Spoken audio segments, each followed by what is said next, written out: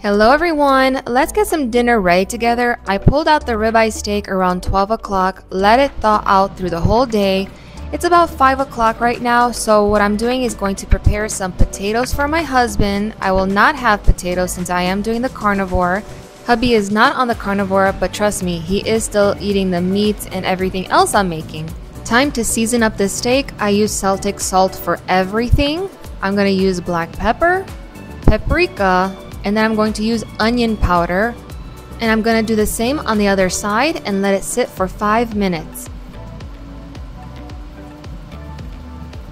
In the meantime, I'm going to season the potatoes with the salt, pepper, and paprika and let it continue till it gets nice and crispy. So hubby turned on the grill and we're going to let it get to 450 to 500 degrees and then put the steak on the grill. Just listen to that sizzle, you guys.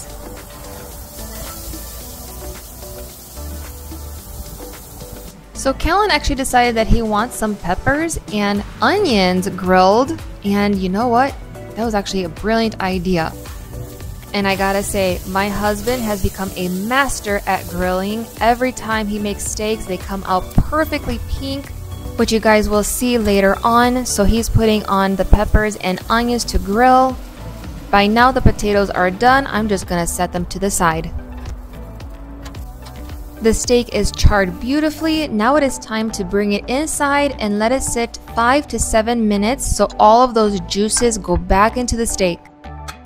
By now I am so hungry, but it was so worth the wait because when I cut into it and saw this beautiful pink cooked to perfection, like I said, my husband is a master at the grill. So on my plate I have my steak, my carnivore crack, and mayo and hot sauce just for the side. This is my husband's plate, and you know what? I am ready to dig in.